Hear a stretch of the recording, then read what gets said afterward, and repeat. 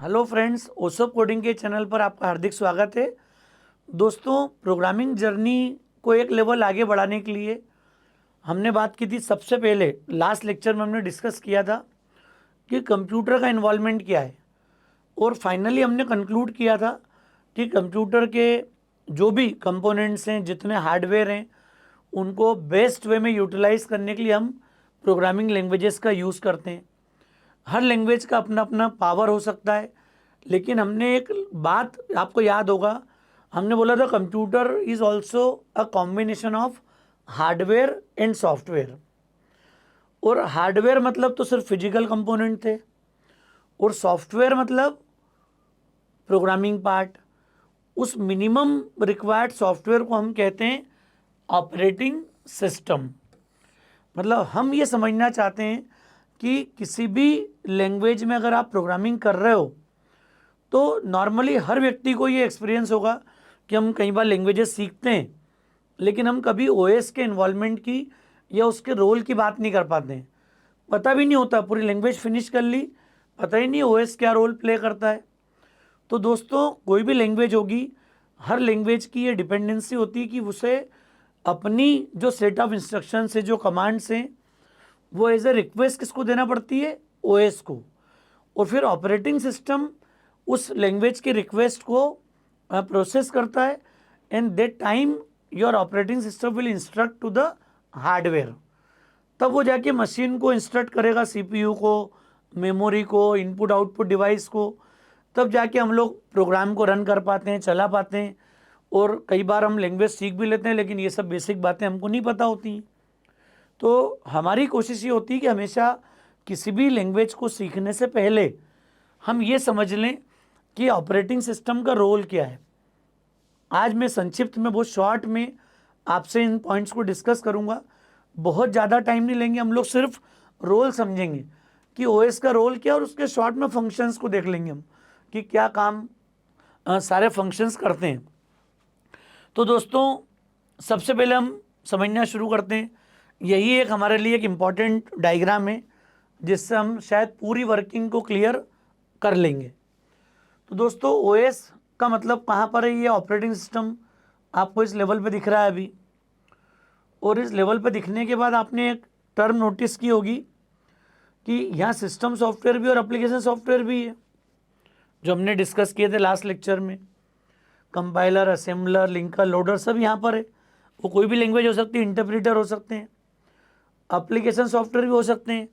ये सारे ओएस से इंटरेक्ट करते हैं। मतलब मैं और आप एज ए यूज़र अगर कुछ इंस्ट्रक्शन देना चाहते हैं तो या तो हम सिस्टम सॉफ्टवेयर के थ्रू जाते हैं, किसी प्रोग्रामिंग लैंग्वेज के थ्रू, या फिर जिस लैंग्वेज से हमने कोई सॉफ्टवेयर अगर बना लिया है तो फिर हमारा सॉफ्टवेयर इंटरेक्ट करेगा लैंग्वेज के बजाय। जब हम इन तरीक़ों से ओएस से इंटरेक्ट करेंगे तो फिर ओएस अपनी इंस्ट्रक्शन किसको देता है? हार्डवेयर को। उस हार्डवेयर में आप देखो सीपीयू भी है, रैम भी है, आईओ भी है।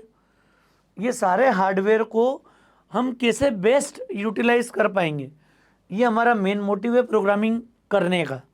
तो दोस्तों, आज हम वो सारे पॉइंट को शॉर्ट में यहाँ पर डिस्कस करेंगे। तो यूज़र वन जब इंटरेक्ट कर रहा है तो मैं थोड़ा सा बताना चाह रहा हूँ आपको कि हमारी लैंग्वेज हो सकता है कि वो सी लैंग्वेज हो, जावा हो, पाइथन हो, सी शार्प हो, कोई भी लैंग्वेज हो। अगर मैं किसी भी लैंग्वेज में प्रोग्रामिंग कर रहा हूँ, इसका मतलब क्या हो गया? हमारा जो भी कोड है, 2 नंबर को जोड़ने का जो कोड मैंने दिया था, तो उसमें नीड क्या थी? आपने रिक्वायरमेंट कहाँ भेजी थी? सिस्टम सॉफ्टवेयर को। किसी लैंग्वेज का प्रोग्राम लिखा आपने पूरा एक .c .java .py पाइथन का कोड है। तो जब ये प्रोग्राम एग्जीक्यूशन के लिए जा रहा है तो उसे तो सीपीयू से एडिशन कराना है, उसे मेमोरी में डेटा स्टोर करना है, उसे इनपुट आउटपुट कहाँ मेंटेन करना है, ये सब भी तो हार्डवेयर हैं। लेकिन प्रोग्राम में ये सब एक्टिविटी करते हो आप डेली। देखो, आप किसी भी लैंग्वेज का प्रोग्राम होगा, अगर आपका सी का प्रोग्राम है, समझना बात को, सी का अगर प्रोग्राम होगा तो सबसे पहले आपने क्या चीज़ देखी होगी कि मेमोरी रिजर्व करो, डेटा दो। तो अगर सी या C++ से जावा होगी तो आपने नोटिस किया होगा कि इंट ए करके हमने कोई वैल्यू दे दी यहाँ पे 20 और इंट बी कोई वैल्यू दे दी 30, है ना। जावा होगी तो जावा C++ होगी तो, पाइथन होगी तो डायरेक्ट वैल्यू दे दी हमने A20 B30। इन दोनों जो लाइन हमने लिखी किसी लैंग्वेज में, इन सब का मीनिंग क्या है? इन सब का मीनिंग आपको समझ में आएगा यहाँ पर। ये सारी लैंग्वेज पहले मेमोरी रिजर्व करती है इंटरनली। हाँ, C++ जावा को पहले डिक्लेयर करना पड़ता है कि इनके टाइप क्या हैं, और टाइप के हिसाब से फिर डेटा उसके लिए मेमोरी रिजर्व करती है रैम में जाके। पाइथन को टाइप नहीं बताना पड़ता है, जो भी वैल्यू दोगे आप, अगर आप 20 दोगे तो वो उसके लिए इंटीजर के लिए स्पेस क्रिएट कर देगी पाइथन, और आप 30.0 दे दोगे तो वो उसको फ्लोट के फॉर्म में स्टोर कर लेगी। तो पाइथन सिर्फ डेटा जब आता है तो उसी बेस पे इंटरनली उसके लिए मेमोरी एरिया रिजर्व करती है। डायनामिकली टाइप्ड लैंग्वेज है पाइथन। सी और C++, जावा, C#, इन सब के लिए आपको memory area reserve type specific करना पड़ता है। अब मेरा सिर्फ बताने का ऑब्जेक्टिव ये कि जब आप मेमोरी रिजर्व करते हो तो ये काम तो रैम कर रहा है। अब ये रैम किसके कहने पे करेगा? आपने तो लैंग्वेज में कोड लिख दिया कि इतना मेमोरी एरिया रिजर्व करो, लेकिन दोस्तों ये इंस्ट्रक्शन जब आती है तो डायरेक्ट हार्डवेयर के पास नहीं आ पाती है। आपको हमको तो प्रोग्रामिंग करते करते ये फील होता है कि शायद ये काम डायरेक्ट हार्डवेयर कर रहा है। ये बात आज हम सबको समझ में आना बहुत ज़्यादा ज़रूरी है कि ये सब इंस्ट्रक्शन डायरेक्ट हार्डवेयर तक नहीं जाती है। पहले ये सारी इंस्ट्रक्शन किसके पास जाती है? OS के पास। ऑपरेटिंग सिस्टम इस रिक्वेस्ट को लेगा, मतलब लैंग्वेजेस जो होंगी they will request to the operating system and then operating system will generate the instruction to the RAM कि भैया इसके लिए इतना मेमोरी एरिया रिजर्व करो। क्योंकि दुनिया की कोई भी लैंग्वेज डेटा प्रोसेस कब कर पाएगी? जब वो डेटा को अपनी मेमोरी में स्टोर करेगी। अपनी मेमोरी मतलब प्राइमरी मेमोरी रैम। रैम में ही सब आपको प्लान करना पड़ेगा। स्टैक क्रिएट होगा तो इंटरनली होगा, डेटा सेगमेंट होगा तो इंटरनली होगा, हीप की प्लानिंग होगी तो इंटरनली होगी। तो ये सब इसी के कंपोनेंट्स हैं। आपको ये बात क्लियर हो जाना चाहिए कि जब मैं प्रोग्रामिंग में इस तरह का कोई स्टेटमेंट लिखता हूँ तो हार्डवेयर भी बिना ऑपरेटिंग सिस्टम के इन्वॉल्वमेंट के मेमोरी एरिया क्रिएट नहीं करता है। अब मान लिया आपने कीबोर्ड से इनपुट लिया, तो इनपुट में चाहे जावा में लूँ, क्लियर, अगर आप कीबोर्ड से भी ले रहे हो system.in जावा में लेना पड़ेगा आपको, या तो आप IO की क्लासेस यूज़ करो, इनपुट स्ट्रीम में काम करो, या फिर आप सिंपली स्कैनर क्लास यूज़ करके और कीबोर्ड से इनपुट ले सकते हो। यहाँ पर C++ में scanf, सी का यूज़ कर सकते हो। पाइथन में आप इनपुट फंक्शन कॉल कर सकते हो। तो यहाँ पर इन सब लैंग्वेजेस को अगर कीबोर्ड से डेटा लेना है तो ये किसका इन्वॉल्वमेंट होगी? IO का। तो ये जब रिक्वेस्ट करेंगे तो ऑपरेटिंग सिस्टम किसको इंस्ट्रक्ट करेगा? फिर इनपुट आउटपुट डिवाइस को। फ्यूचर में आप प्रिंट करोगे तो C++ Cout लिख के प्रिंट कर देगी ओसोप। अरे C++ प्रिंट कर देगी ओसोप, जावा कर देगी system.out.println और फिर ओसोप प्रिंट कर देगी यहाँ पर।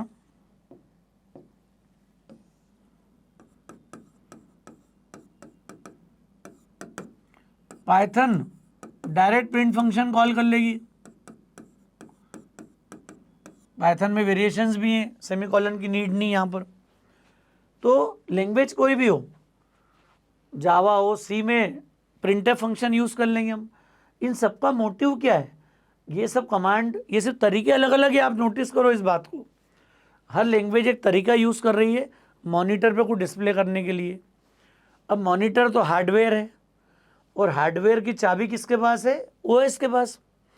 तो जब लैंग्वेज कुछ प्रिंट करने के लिए देती है तो ये सारी इंस्ट्रक्शन जो है फाइनली किसके पास जाती है? OS के पास।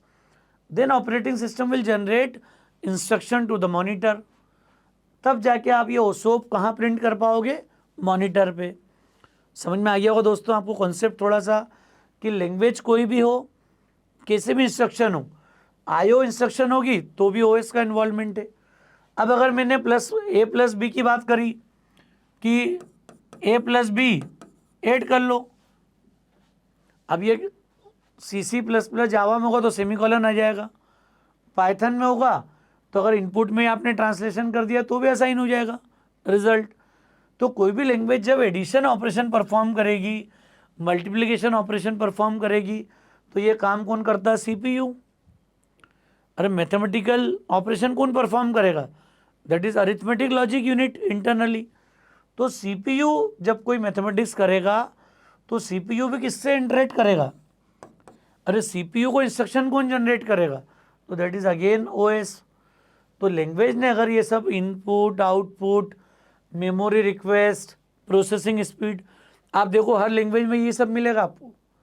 आप दुनिया की किसी प्रोग्रामिंग लैंग्वेज में काम कर लो, पुराने ज़माने की फोर्ट्रेन, कोबोल, पास्कल, उनको उठा लो, विजुअल बेसिक को उठा लो, आज के ज़माने की सारी लैंग्वेजेस ले लो, और जो आने वाली मार्केट में वो भी यही करेंगी। क्यों ये सब करेगी? क्योंकि फंडामेंटल वही है। आज आपको हमको क्लियर होना जरूरी है कि बिना ऑपरेटिंग सिस्टम के इन्वॉल्वमेंट के नथिंग विल बी पॉसिबल। तो प्रोग्रामिंग जब हम करते हैं तो आपको विजन क्लियर होना चाहिए कि जब मैं कोई लैंग्वेज को यूज़ कर रहा हूँ तो ये सारी लैंग्वेजेस की कोशिश क्या है कि वो वाया OS इन हार्डवेयर को बेटर वे में यूटिलाइज कर पाए। जितना बेस्ट मैं इसको यूटिलाइज कर पाऊँगा उतना हमारी लैंग्वेज स्ट्रांग मानी जाएगी, उतनी पावरफुल मानी जाएगी, उतना उसको उसकी कैपेसिटी, उसकी प्रोसेसिंग कैपेसिटी को हम मतलब समझ पाएंगे क्या उसकी ताकत है। तो दोस्तों ये वो सारे पॉइंट थे जहाँ पर हमें ये समझना ज़रूरी होता है कि operating system is the interface between user and hardware. मतलब अगर यूज़र और हार्डवेयर है तो इसके बीच में जो इंटरेक्शन होगा that is with the help of OS, operating system. समझ में आ रहा है दोस्तों? सिस्टम सॉफ्टवेयर, एप्लीकेशन सॉफ्टवेयर, कुछ भी हो, कैसा भी यूज़ कर लो आप, आपका तरीका यही होगा।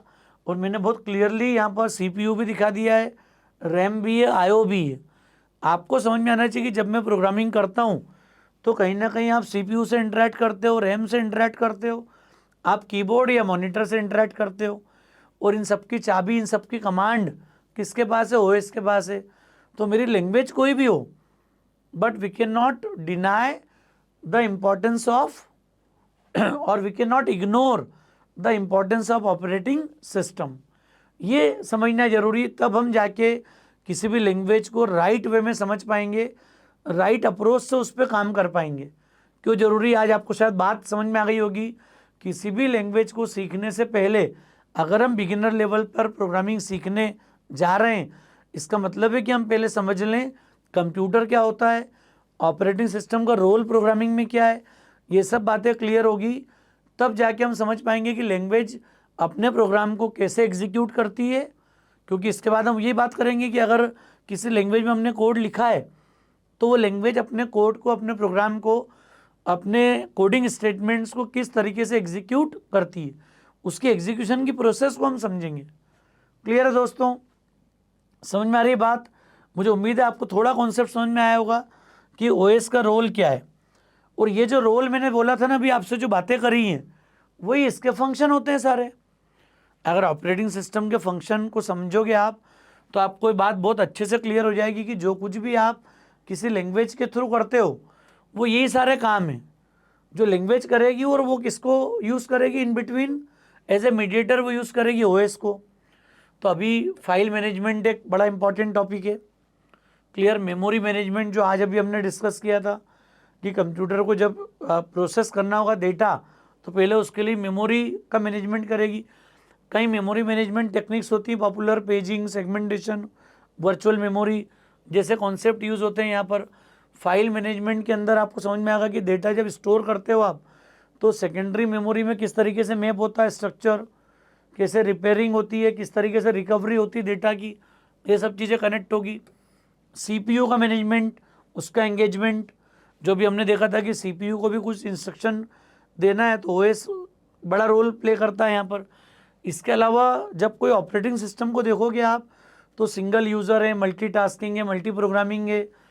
तो CPU के भी मल्टीपल तरीके होते हैं उसके एग्जीक्यूशन के, सीपीयू को शेयर करने के कई तरह के एल्गोरिथम्स होते हैं।